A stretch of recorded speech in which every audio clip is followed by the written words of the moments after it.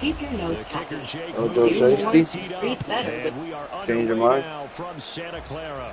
In this video, I'm going to show you the top 10 most unstoppable money plays in Madden. And If these you guys want will to get win the more football Madden right games, at then the subscribe 20-yard to the line. channel for the best Madden strategy content on YouTube. To make any pro-level offense, you need at least one money play that your opponent has to adjust to on every snap. This makes it so that you can dictate what coverages they can use, which allows all of your other plays to work 10 times better. So today, we're going to show you the top 10 They'll start most on the unstoppable ground. plays in Hall. Madden. And he is Also brought known down at the as 22 The after money 8 the plays. first play we're going to show you is cross wheels from the tight doubles formation that can be found in the Pittsburgh Steelers offensive playbook. Now, to run cross wheels, all you need to do is have your two wide receivers on the short side of the field always.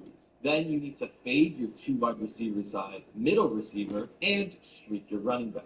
And the route combo looks like this. Now, this is by far the best second down. run leader in the game, in my Any opinion, lane that might have been simply open there was because closed of pretty how it quickly, spreads and that was the field, because the and defensive all the front, different ways they the won route that can get battle it at the to point of cover. attack at For the line of example, scrimmage. against cover They four used great drop, which leverage, is a very held their common spot, weakness, and if you stacked look him at up. the wheel From the route on the left 22, side of the here's field, 2nd and 8. you will see that it'll be wide open, straight above the throw Throwing flat. is Oftentimes, Rodgers. you'll have a blocker, and you'll get a A short throw to Conklin, the tight end. And he's taken down, but able to slip across the 35. The catch and run there, good for 16 and a first.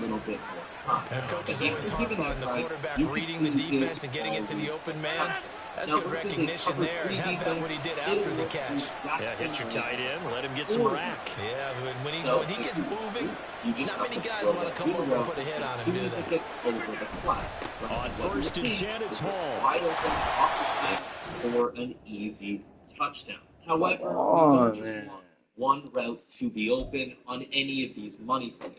And that's right, in this play, you'll see that the running back, the tight end, and the crosser also have a very high chance of getting open. So versus cover 2 and cover 4, you'll see that this crosser will be pretty wide open for an easy possession catch or aggressive catch beneath these safeties and pretty much any defense.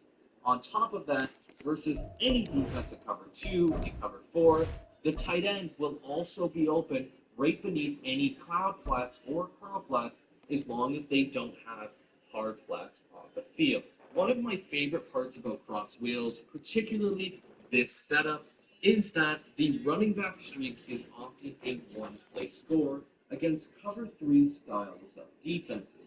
So what you will notice is when I snap the ball, the crosser will pull the inside third, leaving the running back streak wide open for a 40-plus yard gain and often a one-play touchdown. And that's why cross wheels is one of my favorite and one of the best money plays in Madden. The next play we're going to show you is double post from the bunch offset formation that can be found in the Indianapolis Colts and Philadelphia Eagles offensive playbooks. To run double post, you only need to make one hot route, and you need to ensure that your bunch is on the wide side of the field. And that hot route is to put your point man or your middle bunch receiver on a streak. The final route combo looks exactly like this, and it is by far the best cover 3 beater in Madden 24. And what you will see is when I snap the ball and you wait for that post route to cross the safety, it is wide open for an easy one-play touchdown versus cover 3. Now, versus a cover 2 defense, this post is still open, but there is a chance that it can be covered in the middle of the field. But nevertheless, you will see that you will have an opening to still throw it, but it's not as open as it is versus a cover 3 base defense. And then, of course, a cover 4 defense, on the other hand, it can actually still be thrown, and it'll still be open. You just have to make a quick aggressive catch, and you'll be able to cut right in front of the safety for an easy dot. However, that is our main read, and we can most often expect our opponent to use that route. I also want to show, before I get into that, that man coverage, although it should cover it, you'll see that this post route also beats man coverage, even when it's Patrick Surtain versus a 75 overall receiver like Khalil Shakir, it'll still beat the man coverage. But let's say that they use this post in a cover 2 style of defense. let's just pretend that he's covered. You don't necessarily have to worry because not only do you have this amazing instant flat route that you can throw, make a move, and get pretty much guaranteed 5 yards every single time, but you also have this in route on the running back that you can throw on the backside and also get 5 yards as a check down. So the user has to be constantly conscious of those routes. And then my favorite thing to do when someone is covering the post is I will actually drag the point man, and this makes it so that it doesn't bog cover 3. However, if someone's consistently using the post route, you can just throw either drag or flat, and you're pretty much flooding the short part of the field. And if they don't have hard flats and 2 shaded down hub curls, you'll be able to throw that every single time. Now we're going to take a look at the play switch wide receiver drag in the tight wide off formation that can be found in the Pittsburgh Steelers and Green Bay Packers playbooks. To run switch wide receiver drag versus the most common defenses in cover 3 and cover 2, all you need to do is block your running back and streak your tight end. Now when I snap the ball, what you will notice is that the streak will hold the inside third, leaving this deep post route wide open for a one-play touchdown. On top of that, if our opponent is in a cover 4 drop, we can use this exact same setup and throw our deep post again for an extremely easy one-play score, where the defensive back is not even within 10 yards of our receiver. Versus a cover 2 style of defense, we want to run it just a little bit differently. Versus a cover 2 based defense, what we want to do is just block our running back. And if that's exactly what we do, you will see that the deep post will be open in between the 2 safeties, oftentimes for an easy possession catch, and you'll have that almost every time. Now, the next formation or the next play that people like running against this is, of course, man coverage. So let's say cover 0, blitz just like this. So if I were to set it up, a cover 0 kind of looks like this and will mimic the user with a mid route. But what you will see is that this deep post route, regardless of what routes you have on the field, if you have enough time, will shred his man coverage, and as long as you have a little bit of speed, you'll be able to outrun the defensive back for a one-play score. Now, your next obvious question should be, what if they cover that super deep post because it's clearly money? And that's correct. If they do cover it, we will have to think of another alternative. But in this case, like versus a cover 3, you can safely throw this drag route as an easy check down, and it'll oftentimes give you 10 plus yards.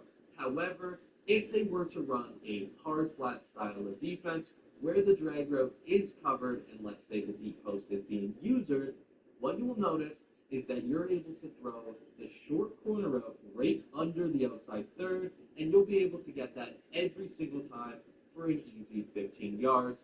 And that's why switch wide receiver drag is a fantastic money play. The next play we're going to cover is Durham in the bunch strong offset formation and found in the Bears, Jets, and Packers playbooks. Now to run Durham, just like the pros, you need to have the bunch on the wide side of the field. You need to put your running back on a streak, the tight end on a drag, and the middle bunch receiver on a post route. Now this will ensure that this attacks the best spacing on the field. Now versus a cover 3 defense, pretty much every single route will be open and you'll be able to throw it right in time. What you will see though is that the tight end is open on a drag. The running back streak is open in the middle of the field. The wheel route is open at the beginning of the play, and then of course the post that we threw is open much later in the play. So cover 3 and cover 4 will suffer that exact same way. So let me just run a cover 4 style of defense and show you that it actually suffers from the same problems. It's going to run the exact same setup, and what you'll see is that we're throwing the exact same route because cover 4 is very similar to cover 3. In fact, it's pretty much replacing a hook curl with an inside quarter. And if they try to run man coverage on you, so let me set up a quick cover 2 man, you will notice that this play will still get wide open because the running back streak, the drag, and the post route are man-beating routes. You can see the post is an easy dot, the drag is also open, and the running back streak would be open later in the play. The only defense that has a slight chance of stopping this is a cover 2. However, what you will notice is that most of the time in cover 2, you will still be able to throw the drag route for an easy dot and oftentimes a 10-plus yard gain. The next play we're going to cover is shot fake cross in the tight doubles formation and found in the Steelers playbook. To run shot fake cross, just like cross wheels, you need to have the two wide receivers on the short side of the field. Then you need to streak the triangle receiver or the middle receiver on the two wide receiver side. Then you need to flatten your tight end and put a streak on your running back so the route combo looks like this. Now this is super good against cover 2, cover 3, cover 4, and even man coverage defenses. Versus a cover 2 style of defense, you will see that this deep outside fade will be wide open for a one-play touchdown above the cloud and outside the deep half. Versus a cover 3 style of defense, you can once again throw this outside fade for an easy 30-yard plus gain, sometimes a one-play touchdown. Versus a cover 4 style of defense, the outside fade won't necessarily be open, but what you'll see is that the crosser will be wide open for an easy 25-yard gain. On top of that, if they are running a cover 4 defense, rest assured you could throw this running back streak right in front of the safety for an easy possession catch. And that's why shot fake cross is one of the best money plays in Madden. If you're enjoying the video so far, you should definitely check out my exclusive content on victoryformation.gg. Currently, we have my entire Steelers tight doubles offense that will nearly make you unstoppable, and my brand new heavy box dollar defense that is taking the community by storm due to its aggressive heavy blitzing techniques. We also have over 60 game-changing tips in the laboratory, and just 3 of these tips in the lab showcase the easiest way to beat man coverage, the best way to run the ball, and the best disengaged defense in Madden 24. Unlock everything for only $9.95 and take an additional 15% off with code SWOLO. Now we're going to take a look at the play Flood in the bunch strong offset formation, which this play can only be found in the New York Jets playbook. To run bunch strong Flood versus the most common defenses in the game, all you need to do is have the bunch on the wide side of the field. And what's so special about this play is this super deep corner route to the tight end that'll get over even 30-yard clouds, and this fade route that will pull outside thirds and outside quarters even when on the wide side of the field. So what you will notice against a defense, a cover 2 defense in particular, you will see that the deep corner route gets over the clouds and allows you to throw it for a 30-plus yard gain. Now, of course, you think that a cover 3 defense may counter it, but you would be completely wrong. If you run a cover 3 defense versus this corner route will still be wide open, except it'll be right beneath the outside third. And your opponent might run cover 4, and it works the same way versus cover 4. Versus a man coverage defense like cover 1, you will see that this corner route will also be man coverage. So when you snap the ball, you'll see that the corner route is once again wide open for an easy dot, and that's even Tyler Conklin, who has 80 through speed. If your opponent decides to use this deep corner route, you don't even have to worry, because chances are this backside dig will be wide open for a check down option for you and a 10-yard gain. And on top of that, if they don't have a deep flat on the bunch side of the field, you can easily throw your flat for a big gain. So in general, what you'll notice is that the deep corner route is your primary read and will beat pretty much every defense in the game. And then you could look towards your backside dig or your flat route as secondary options. Now let's take a look at the play verticals in the gun bunch or bunch offset that can be found in any of the playbooks on screen. To set up bunch strong verticals, you have 2 options. You could put your running back on an in route as a check down option if the user overcommits towards the tight end or the crossing route. Your other option is to put him on a streak, and I'll show you why both options are really great in specific situations. In general, though, the easier way to run it is to have your running back on an in route. So versus a cover 4 style of defense, you will see that the running back will be wide open if he is on an in route. So versus cover 4, it's best to have your running back on an in. On top of that, As a main read, you'll see that the tight end is also open for an easy, tight window possession catch against the hook curls in a cover 4. Even further on top of that, you will see that the crossing route is easy to throw in a tight window beneath the inside quarter and the outside quarter in a cover 4 drop. So in general, very deep against verticals. If they were to run route, because it'll run directly into the vertical on the right side of the field. So instead, you can put a running back streak, and this will flood the middle of the field. So if the user decides to cover the crossing route, then the running back streak will be open despite there being a vertical on that side of the field. If they decide to cover the running back, you will see that the crosser will be wide open. So when I snap this ball, what you will see is that this route, this running back streak, will be open against cover 2, and the crosser will be as well, as long as they don't use it. So versus a cover 2 style of defense, you will see that the crosser is also wide open for an easy dot, and that's part of the reason it's one of the most common plays in Madden. Versus a cover 3 style of defense, once again, you can just put your running back on an in or a streak, because this is by far the weakest defense you can run versus gun bunch verticals. If I snap the ball, you will see that the crosser is open for an easy gain, and I'm going to go to instant replay and just show you all the routes that are getting open. So if I run this play here, you can see that the running back streak would bypass that hook curl and be open in this window, and you'll see that this tight end is also open for a pretty easy dot, and on top of that, this wheel route can be thrown right under the outside third that is looking at the tight end. And that's why verticals is one of the best money plays. The next play we're going to cover is PA boot shot in the trips tight end formation that can be found in the Bills, Panthers, Steelers, and run and gun playbooks. To run PA boot shot in the most effective way possible, it is best to have your trips to the wide side of the field. Then to set it up, all you're going to do is put a streak on your innermost trips receiver and a drag on your outermost trips receiver.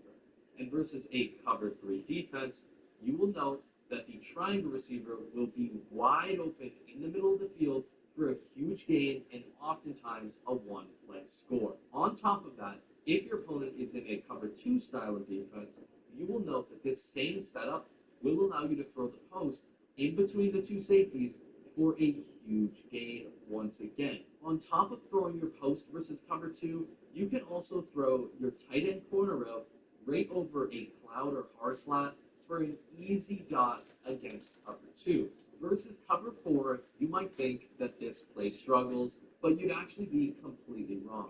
Versus a cover 4 style of defense, you can still throw this triangle post right under both inside quarters for a really easy dot. If your opponent runs a man coverage or a cover 0 style of defense, let's just set it up like so, you will see that this post route will still be wide open for a huge gain, even versus man coverage. You can see it's super easy to throw, and if they don't have over-the-top help, it's an easy touchdown. And that's why PA boot shot is a fantastic money play. Now we're going to show you one of the most overpowered money plays, and that's PATE scissors in the single back wing slot formation that can be found in any of the playbooks you see on screen. To run this play, you need to have your receivers to the wide side of the field, and the first thing that you should do is cancel the play action by putting your running back on a curl route every single time. Then you need to identify what side of the field you want to roll out to, because no matter what, if you roll out, this route will be open against every defense in the game. Cover 3, cover 2, cover 4, right? And man coverage. Because when we roll out, we make it near impossible to user this route. On top of that, no zone is able to cover these deep corners. So that's why we're doing it. Now, to roll out on this play, we need to pick which corner do we want to throw to. For this example, I'm going to throw to the tight end corner on the short side of the field. And to do this, all I'm going to do is streak my outside-most tight end. So if there is an outside third, it will get occupied by that streak. And then the next thing I'm going to do is double team by pressing the left bumper, down on the right stick, and navigate to the second inside-most possible blitzing defender. Now it sounds complex, but what it basically means is what defender do you absolutely want to block, and what defender do you want to come in free. In this case, we're completely fine with the right side slot corner coming in free because we can simply just roll out right around him. We want him to come in, and when we roll out around him, you know that we can easily throw this corner out right over a cloud flat for an easy dot. And that even works versus a cover 3 style of defense. So if they were to run a cover 3 and we did this exact same setup, you would see that it's very easy for us to throw this corner out wide open for an easy dot, and it will be the same case versus cover 4. On top of that, if we wanted to throw it to the other side of the field, we don't have to worry either. We're just going to run the exact same setup, except we're going to streak the outside-most receiver on the wide side of the field, that's Gabe Davis, and then we're going to drag our outside-most tight end on the short side of the field. Then double team this defensive lineman, let the slot corner come free, roll out around him, and throw an easy dot, and get a huge gain as long as your receiver gets the ball in bounds. And that's why this play is a super amazing money play, and you definitely want a mobile quarterback for it. Finally, I'm going to show you my personal favorite money play, P wide receiver cross in the tight doubles formation that can be found in the Steelers, Jets, Seahawks, Bucks, and Titans playbooks. To set up P wide receiver cross, you want your 2 wide receivers on the wide side of the field. This will ensure that the glitch I'm about to show you works perfectly. So what we're going to do is we're going to put our square receiver on a corner route. And I highly recommend you do a Power Master or a Slot Apprentice for this particular route combo. Then we're going to put our tight end on a trail route and our circle receiver or our running back side outside receiver on a drag route. And what you will notice is against a cover 3 and a cover 4 defense that the wheel route will pull the curl flat that allows us to throw this drag route very easily underneath. So let me show you it one more time exactly what happens to that curl flat. What will happen is every time someone has a curl flat on the field, the wheel route will pull it all the way downfield, which allows us to throw this drag route for an easy 15-yard gain. On top of that, versus a cover 3 and a cover 4 defense, you can also throw this corner out because not only does this wheel distract the curl flat, but it also distracts the deep outside zones. So you can throw this corner out for an easy 30-yard gain. So that makes it so that the user must have to cover both the corner route and the drag, which is impossible. And if they were to run a cover 2 style of defense, trying to maybe have hard flats on the slot corner to stop are, of course, glitching. What you will see is that the corner route is actually deep enough where it gets over the cloud flat, and we can still throw it for a 30-yard plus gain. And even so, if they decide to adjust even further, put hard flat and man up the corner route, which beats man, you will see that you can throw the trail route and the drag early in the play. So I'm just going to show you that the corner route does indeed beat man, and you will see that it's an easy dot, even when manned up. But on instant replay, what you will see is that the drag and the trail route are open in the middle of the field. You can see the drag is open, as a defensive lineman Bledsoe would never cover him. And then, of course, the trail route is open right in this gigantic space in the field. So that's why P wide receiver cross is my personal favorite money play, because it glitches out the defense and it beats pretty much every kind of defense in the game.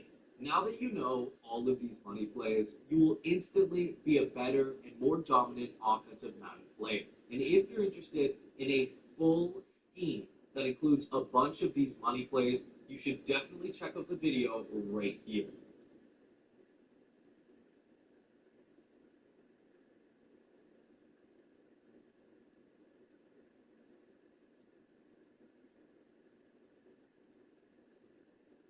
All sports stars have managers to handle their affairs, sorting those behind-the-scenes deals, angling for good paydays, maybe even bribing an official or two. Who's to say? With professional wrestling having the pretense of a real legitimate sport, then it's no big surprise that managers play a big role in the world of sports entertainment too, and can be that little ingredient to help a lukewarm feud become must-see action.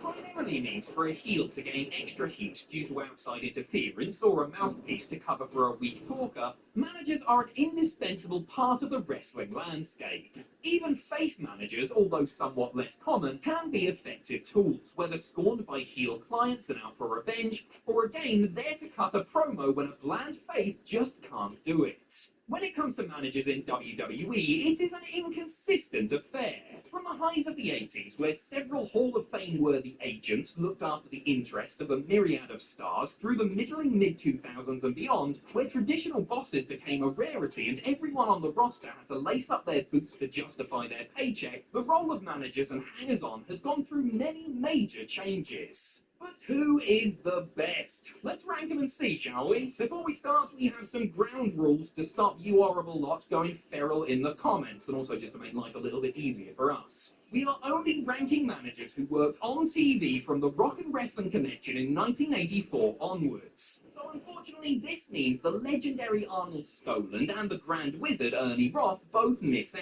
Surefire top 10 entries otherwise. We are only considering acts that appeared on main roster WWE programming, including WWE CW. So no NXT, OVW, FCW, nor WWE-owned properties such as WCW, AWA, or classic ECW. For managers that spanned multiple promotions, we are only looking at their WWE main roster work.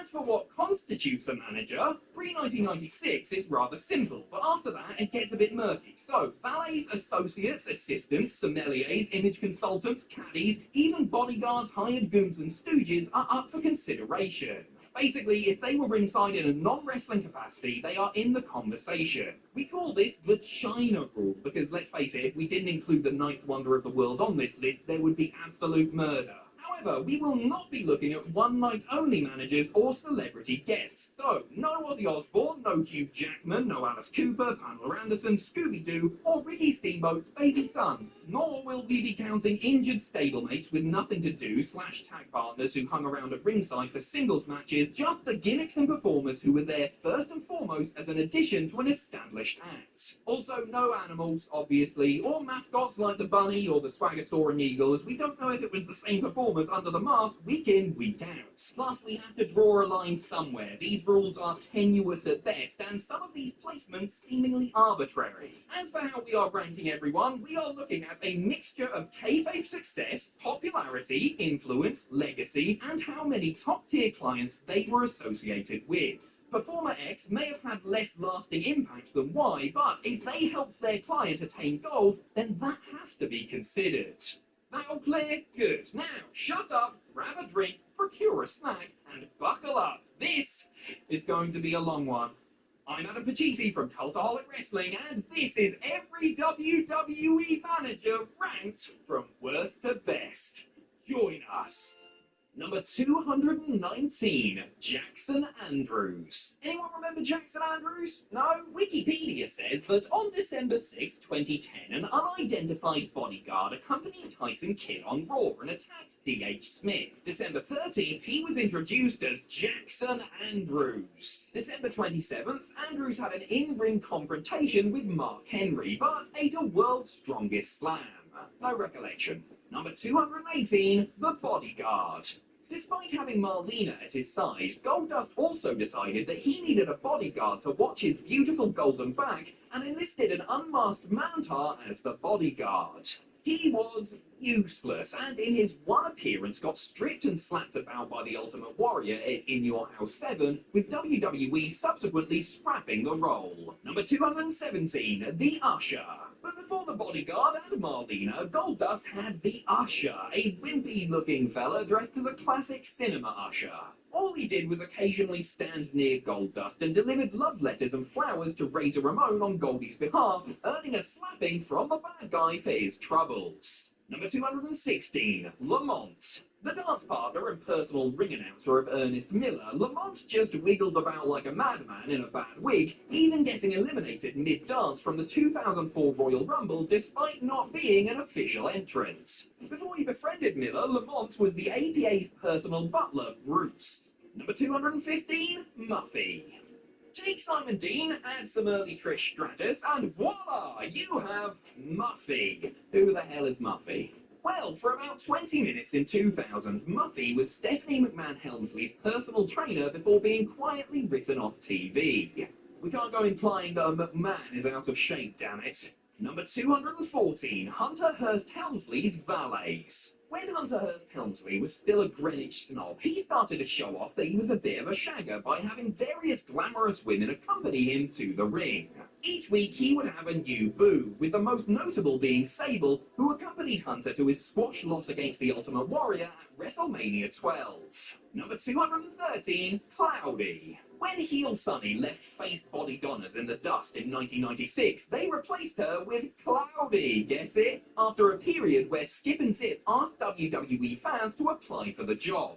A muscly man in drag, Cloudy was a blink and you'll miss it gig for Chris Candido's real-life mate, Jimmy Shoulders. Great name, that. Number 212, Angelo Mosca. A former WWE Championship contender in the 70s and 80s, Angelo Mosca transitioned out of the ring and into the commentary booth and briefly ringside for his son, Angelo Mosca Jr. Angelo Jr. had 2 televised matches in January 1985, and that was it. Number 211, Tiger Jeet Singh. When Tiger Ali Singh turned up in 1997, he had his dad, hardcore legend Tiger Jeet Singh, in his corner. Unfortunately, Singh Sr. didn't have his sword with him, and didn't do much in general, and left WWE after several appearances when the Tiger Ali Singh experiment was ended. Number 210, The Commandant. Looking a bit like Murray from Flight of the Conchords, the Commandant came in as the leader of the Militaristic Truth Commission in 1997. However, the Commandant was an actor and not a trained wrestler in any way, and after refusing to take any bumps, he was replaced with the Jackal. Number 209, Amy Zidian. America's favourite cowboy, Jimmy Wang Yang, needed himself a partner, so Amy Zidian grabbed her Daisy Dukes and saddled up. Unfortunately, green as grass Zidian ruffled feathers backstage when she openly admitted that she had no idea who Vicky Guerrero and Stephanie McMahon were, and was promptly yeeted from the company. Number 208, Mrs. Cleavage / Mariana. Sick of being a headbanger, Mosh became Chaz Beaver Cleavage, and it was insinuated that he enjoyed a taboo relationship with his own mother. The angle was soon dropped in favour of Mrs. Cleavage being revealed as Chaz's girlfriend, Mariana, with allegations that Chaz was abusing her. Moving swiftly on. Number 207, Lena Yada. After one appearance on SmackDown, Lena Yada joined ECW, decided to turn heel, and allied with Layla and Victoria because she didn't like Kelly Kelly. This lasted a couple of weeks before Yada said, "Bold now," and returned to her duties as a backstage interviewer. Number 206, B-Fab and Ashanti the Adonis. After a whirlwind run in NXT, Hit Row were called up to Maine and everything quickly fell off a cliff. The quartet hung around a bit backstage and then WWE said, "Nah, B-Fab can go." Then, after one match on SmackDown with Ashanti the Adonis at ringside hyping everyone up, the rest of the crew were let go too. The group, sans Swerve Strickland, were later brought back by Papa H, but it hasn't really been that great. Number 205, Red Dog. As John Cena was finding his feet as the Doctor of Thugonomics, he had the ultimate hype man by his side, B Squared, until he pinned him off in favour of Red Dog. Red Dog lasted 1 week in the role until he was moved over to Raw, where he became better known as Rodney Mack. Number 204, Jameson. Feeble, insecure, weak, tie-chewing nerd Jameson briefly hung around the Bushwhackers in 1992 and wanted to fight the Genius. Now, if I had a time machine, I would travel back to 1992 and join the Genius in flushing this sorry geek's head down the toilet. Also, you 100% know that Jameson is how Vince McMahon views all wrestling fans. Number 203, the Funkettes. WWE signed innovative high flyer Too Cold Scorpio from ECW in 1996, turned him into Flash Funk, and gave him the Funkettes to help him dance down to ringside. Basically the Funkadactyls, but less successful, less memorable, and with a far shorter run. Flash Funk himself was also a wasted opportunity. Number 202, Mama Benjamin. Shelton Benjamin had the raw ability and potential to be a generational talent, gaining fan support after impressive displays and surprise wins over the likes of Triple H and Ric Flair. Then WWE said, he needs a personality, damn it, and had Shelton's mum badger him to tidy his room and wash his bum. It nearly tanked his career. Number 201, Crystal. Although more famous for watching Teddy Long have a heart attack at their wedding because he took too much Viagra, wrestling is the best, isn't it? Crystal, for a split second, was linked with The Miz, accompanying the future A-lister as they feuded against Layla and the Boogeyman. Yes, all that actually happened. Number 200, Mr. Hughes. Before Triple H had China, he had Mr. Hughes, a big scowling fella dressed like a member of the Anthill Mob. But after being written off for medical reasons, Triple H found China and Hughes was quickly forgotten. 2 years later, Hughes came back at Chris Jericho's side, but he was no Ralphus, and so again he buggered off. Number 199, Akio. Cold lager, cold filtered, cold catfish. Who is left? Choose chill.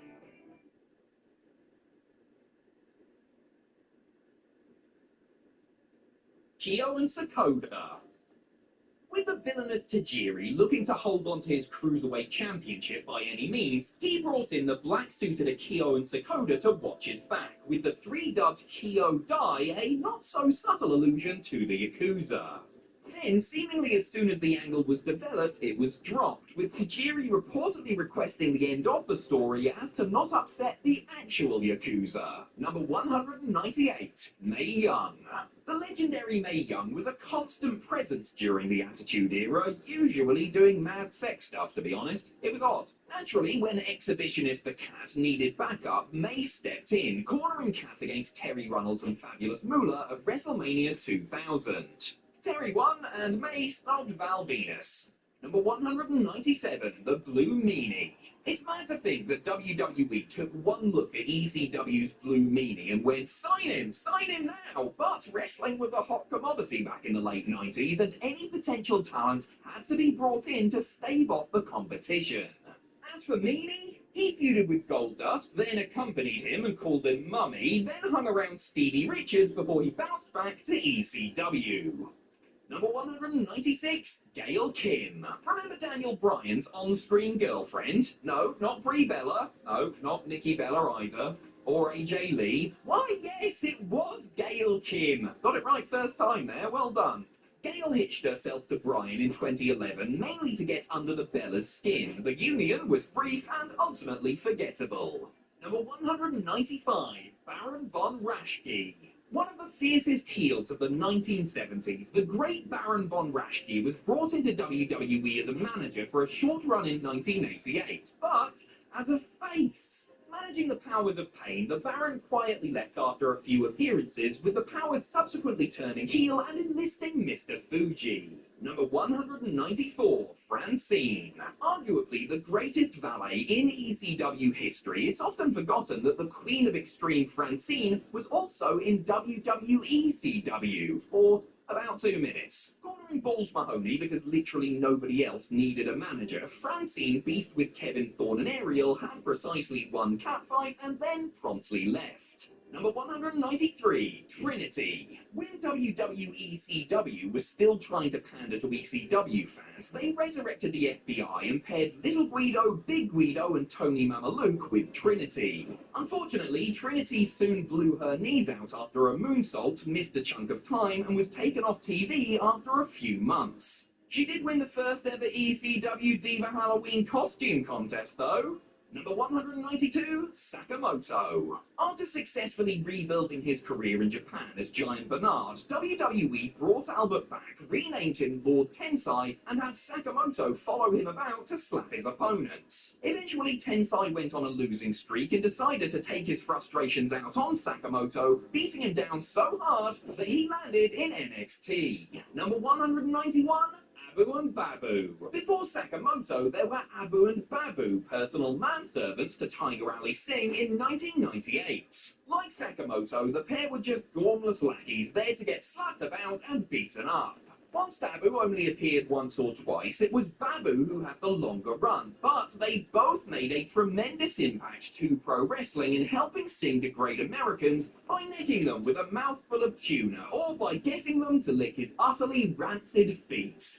Number 190, the Caddy. When Chavo Guerrero traded as lowrider for a golf cart and became Wasp Kevin White, he enlisted baby-faced Nick Nemeth to act as his caddy. The gimmick was cut short due to the untimely death of Chavo's Uncle Eddie, and Nemeth bounced back as a male cheerleader before peroxiding his hair and becoming the show-off Dolph Ziggler. Number 189, Ryan Shamrock. Supposedly the younger sister of Ken, Ryan Shamrock was the pawn in a feud between her overprotective brother and Val Venus, who had made a blue movie with Shamrock Jr. called Saving Ryan's Privates. Eventually, Venus told her to hit the bricks, so she managed Goldust, was nearly sacrificed by The Undertaker, co-founded Pretty Mean Sisters, then left WWE. A lot achieved in just 6 months, eh? Number 188, Reginald. To our knowledge, the only sommelier in WWE history, Reginald followed Carmella about to make sure she had wine at all times and also to help her annoy Sasha Banks. The pairing didn't last long because WWE went, put the flippy man who does flips into the 24/7 division, and that was that. Number 187, Billie Kay. After going undrafted in 2020, Billie Kay made her way to SmackDown, where she fruitlessly offered out resumes before muscling her way into the Riot Squad. For all the best effort in the world, Kay was a hindrance and cost the Riot several matches before ditching them for Carmella and subsequently receiving her WWE release. Number 186, Maria Kanellis. Whilst Maria had the greatest love with Mike Kanellis, her efforts leading into victory were, well, crap. For a start, Maria quickly left to have a baby, and then, when she returned, the Kanellises were severely de-pushed. That said, was still better than when Maria hung around with Santino and was shamed for posing for Playboy. Number 185, Coach. For a split second in 1991, Mr. Perfect and the Beverly Brothers were accompanied by Coach, the Golden Greek John Tolos, as a typical sports coach. We're talking cap, whistle, the lot. However, Coach didn't fit either act particularly well, and after Perfect took time off due to injury, Coach was quietly taken off of TV, with the Beverlys shacking up with the Genius instead. Number 184, the Honky Tonk Man. With Billy Gunn floundering following the end of the Smoking Guns, the Honky Tonk Man stepped in, turned the gun into Rockabilly, and guided him down the path to superstardom. Except he didn't. The gimmick sucked, Honky Tonk hated it, and Gunn would continue to flounder until ditching Honky and forming the New Age Outlaws with Jesse James. Number 183, Jesus. Carlito desperately wanted to keep the US title around his cool waist, so enlisted Jesus to watch his back, a man who took the calm, logical step of protecting Carlito's title by stabbing his rival John Cena in a nightclub. You don't F with the Jesus after all. It was all for now, as Cena soon won the title, then dispatched Jesus at Armageddon 2004. Number 182, Tiffany. The last ever ECW general manager, Tiffany soon made her way over to SmackDown when ECW was sent to the bingo hall in the sky. Quietly forming the Blonde Tourage with Kelly Kelly, Tiffany would tag with KK on occasion, but predominantly served as a ringside equalizer until she was suspended a few months into her run and was later released.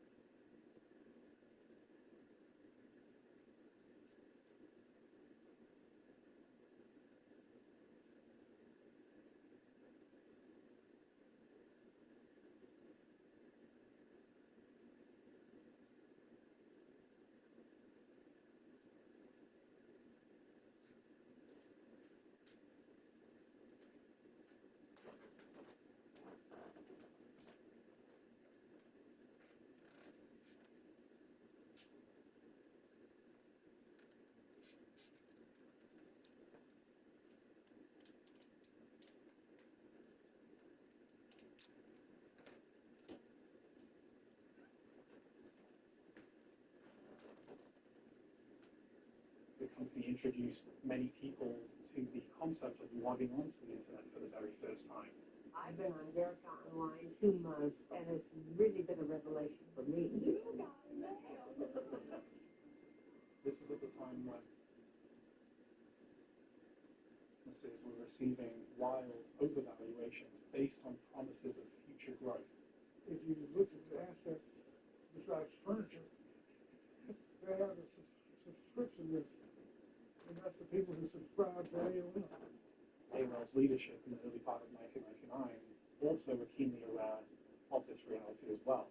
So one option that was considered was to merge with a media and entertainment conglomerate, which was Time Warner. The combined company, which will be called AOL Time Warner, gives each partner what it now lacks.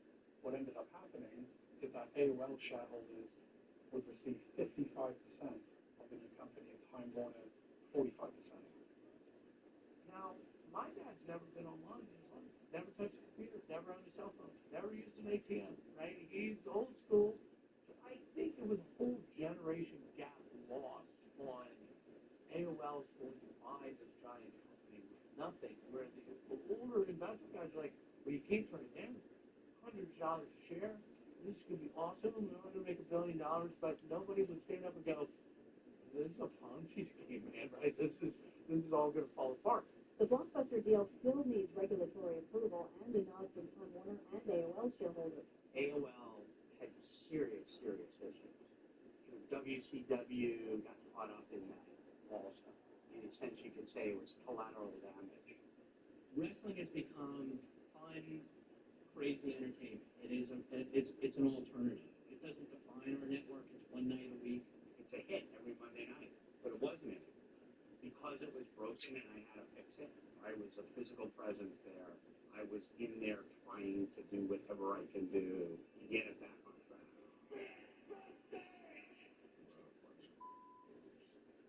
It was so bad. I really felt like, okay, it's taking our heart. It was a chaotic shit show and a blur. And I said, I'm about to get the hell out of here because I've had it. You had to look out for yourself. I just felt like Brad didn't know anything about wrestling. I mean, he knew about the corporate side, but he wasn't a wrestling person. He wasn't somebody that was going to try to help save the company. It was like going through the motions. To be completely honest, I couldn't fix it. And the red kept getting redder. And the ratings kept falling and falling and falling. In addition, WCW drove away its paid audience. Look at the difference in buy rate between the uncensored pay-per-view in March of 1999 and the same event just 12 months later in March of 2000. They basically put on the exact same main event. Hogan Flair, 2 years in a row.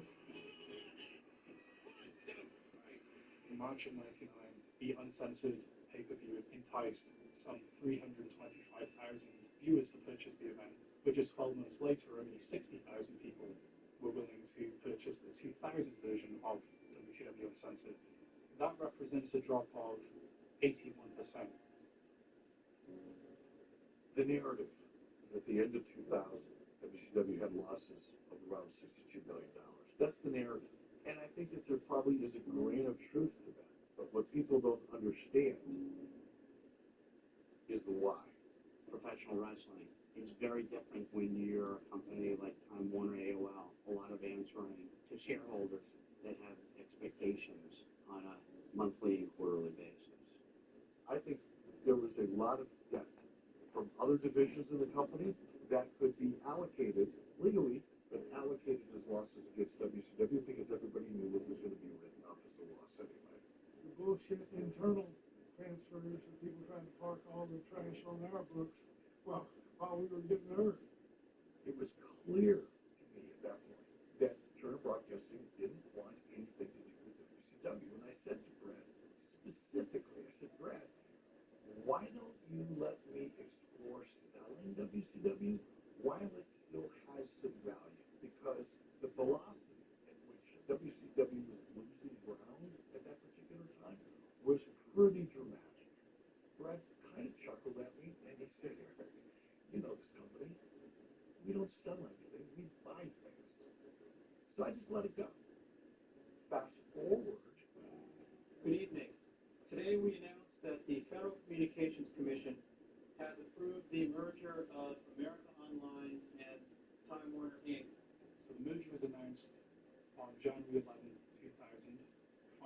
on January 11th, 2001. There had actually been a lot of financial experts who've been predicting the imminent demise of AOL for quite some time.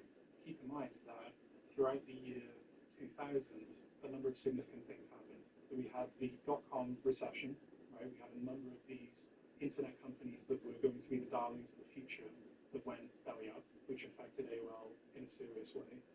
Its stock price dropped by 50%, which of course creates a huge pressure to look closely at which divisions are profitable and which are registering huge losses. That put WCW even more in the crosshairs. There were a lot of executives at very senior levels. The only person standing in front of them was Ted Turner. The merger happens. Ted becomes vice chairman. You know, he was excited about that at first. And, you know, you have an office in New York, you know.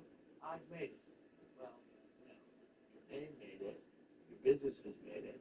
But they didn't want to even hear at the board meetings. Ted Turner was no longer a challenge. Ted Turner was regulated to the corner and didn't have a voice or vote in his own company. You know, Ted is no longer in a position to have control over WCW and its events. So I remember saying, you know, we're Time Warner. Is it that important to own a wrestling company that's losing money, bleeding massively, has lost money every year of its existence except for 1 or 2 years? Is that really what Time Warner needs to own? I don't think we need this. Old Spice Gentleman Super Hydration Body Wash and LH. 24/7 moisturization with vitamin B3. Are you using all the Old Spice? La cerveza más fina.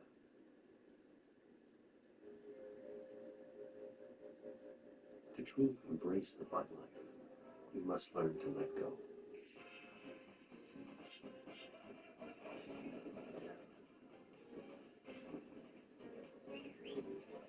Only then will you find that even if you leave the beach, it never leaves you.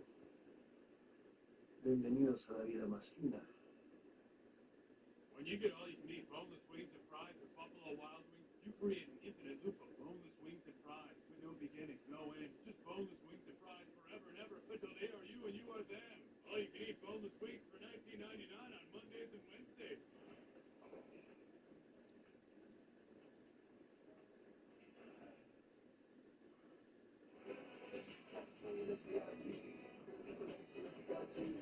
Workbench.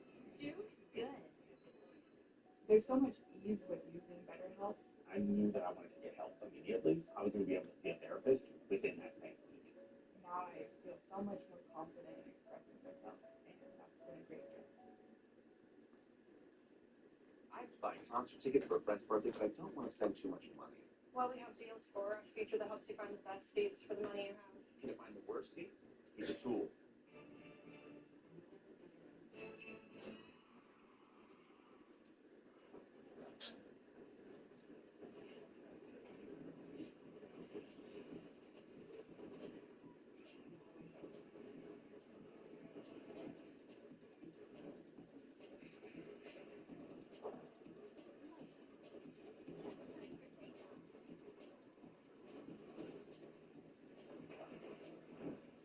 Backbone One, PlayStation Edition. Enhance your gaming experience on mobile. Look, she's just sitting here building her credit like, I forgot you were here. Self-use your credit for the rent you were going to pay anyways. No credit history, no problem. No credit check required. Free credit building for renters with Self. If you don't have a good... Want to save on some of the biggest names in streaming on the network made for streaming? X marks the spot. Now you can add the new Xfinity Stream Saver that includes Netflix, Peacock, and Apple TV+. That's Xfinity Stream Saver for just $15 a month. All your favorites, all in one place. Only from Xfinity. For more watching and less spending, X marks the spot. Do it all on the network made for streaming and bring on the big stuff. After military service, you bring a lot back to civilian life. Leadership skills, technical ability, and the drive to serve in new ways. Syracuse University's Dan Miller Institute for Veterans and Military Families has empowered more than 200,000 veterans to serve serve their communities and their careers. From professional certifications to job training to help navigating programs and services, we give veterans access to support from anywhere in the world. Crazy! One of the most iconic memorabilia alive from hip-hop royalty. We changed the world with this right here.